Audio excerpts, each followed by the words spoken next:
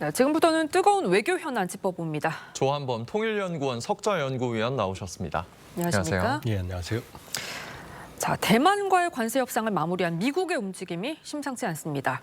반도체 관세를 면제하기로 했었는데 이 투자를 늘리지 않으면 100% 반도체 관세를 매길 수 있다라고 거듭 경고를 했습니다. 이 최혜국 대우를 약속받은 우리나라 지금 안심할 수 없는 상황인가요? 모든 게 불확실성이죠. 네. 트럼프 집권 지금 1년 됐거든요. 예. 지난 1월 20일. 네. 지금 약속을 해도 뒤집으면 그만이거든요. 네. 그러니까 지금 왜 당황스럽냐면 미국은 반도체를 못 만들어요. 예. 그러니까 파운드리는 TSMC에 거의 의존하고 그다음에 이제 메모리 HBM은 우리 SK하고 삼성한테 의존하거든요. 네. 그럼 관세 100% 때리면 미국 소비자들이 100%그 관세를 자기들이 내야 되는 거예요. 네.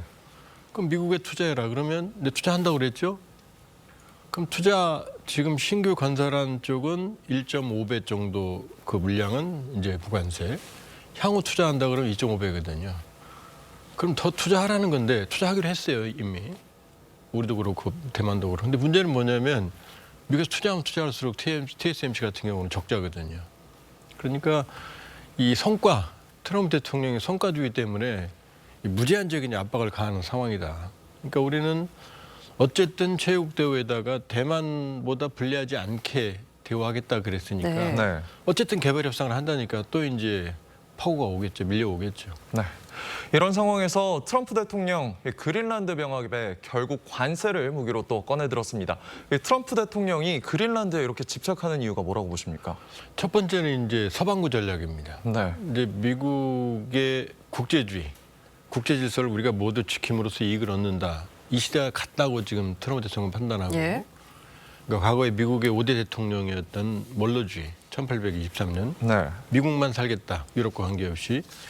이거를 1904년에 시어도 루즈벨트 대통령이 서방구로 확장을 하거든요.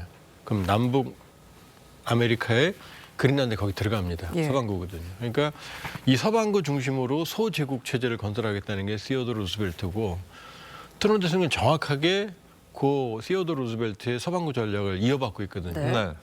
그러니까 첫 번째는 결국 베네수엘라도 그렇고 이제 석유 자원, 그다음에 그린란드는 미리 북극 항로 또 자원, 그다음에 이제 이 서방구 전략의 핵심은 뭐냐면 이 서방구에 러시아나 중국이라는 위협이 들어오는 걸 막는 거거든요. 예. 그러니까 쿠바 미사일 사태도 있었던 거고 칠레 아엔데 정권도 지원했던 거고 그러니까 그린란드는 트럼프 대통령의 서방구 전략에서 자원, 안보, 그다음에 러시아, 중국의 침투 방지 모든 면에서 중요하다고 판단하는 거죠. 그러니까 무리수를 두고 있는 거죠. 네. 네, 그런데 이렇게 그린란드 병합 의지를 굽히지 않고 있는 트럼프 대통령에 대해서 미국 안에서도 반발이 거세거든요.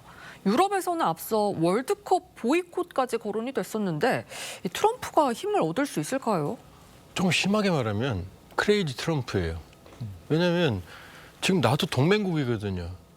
지금 그린란드에 미군 기지가 있어요. 예. 네. 미국과 덴마크는 방위 조약을 체결해서 덴마크를 지키러 미국 군대가 지금 가 있거든요.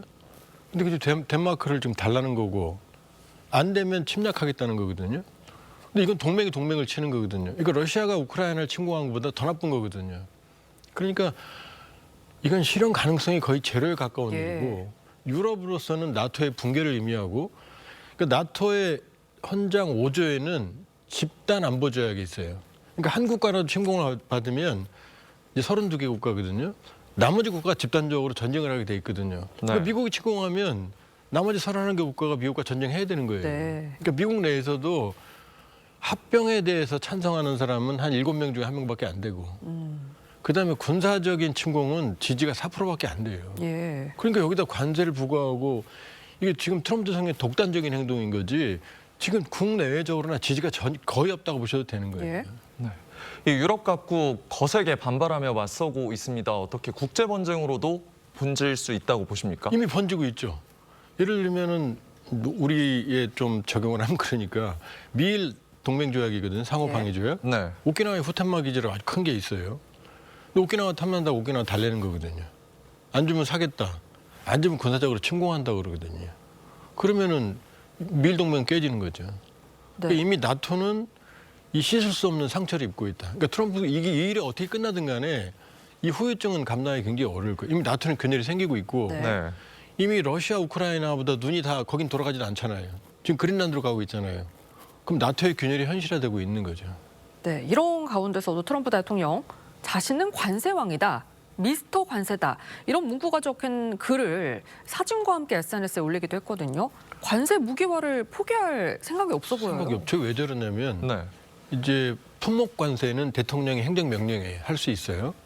근데 상호 관세는 국제무역비상경제법, 국제비상경제법이라는 걸로 안보에 위협이 되면 취할 수 있다라는 건데 지금 트럼프 대통령이 관세를 부과한 이유는 뭐냐면 무역 적자거든요. 그럼 지금까지 무역 적자가 누적돼 왔는데 모든 미국 대통령은 그러면 안보를 포기한 거거든요. 그러니까 지금 곧 대법원에서 판결이 나올 것 같은데 시기적으로 나오거든요, 이제. 근데 트럼프 대통령이 유리하지 않거든요. 예. 이 보수 대법관이 뭐 2대1이라 하더라도 보수 대법관조차도 트럼프 대통령이 문제가 있다라고 판단하는 거거든요. 그러니까 지금 사전적으로 지금 포석을 두는 거죠.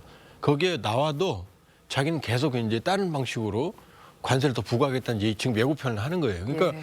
미국 대법원에서 상호 관세가 위법이다라고 나오면 우리는 안심하는 게 아니라 더 불확실성이 커지는 거죠. 무슨 짓을 할지 모르니까. 네. 트럼프 대통령 스위스 다보스에서 열리는 세계경제 포럼에 참석하면서 어떤 행보를 보일지 좀 주목되는 상황이기도 합니다. 이 연설 시간만 45분인데 어떤 메시지 내놓을 거라고 보십니까? 뭐 들을 필요 없습니다. 한 30분은 자기 자랑할 거고 예. 네. 자기 잘했다고 관세 계속할 거다. 그린란드 자기가 할 거다. 세계 평화 자기가 지켰다. 그다음에 트럼프 이코노믹스 계속할 거다. 지금 이런 얘기를 할 거거든요. 네. 지금 계속 이렇게 반복돼 왔거든요. 그러니까 아마 45분 연설해도 환영받지 못할 그러니까 자화자찬이 될 가능성이 높다 이렇게 볼 수 있어요. 네. 네, 지금까지 조한범 통일연구원 석좌연구위원과 함께했습니다. 오늘 말씀 감사합니다. 감사합니다.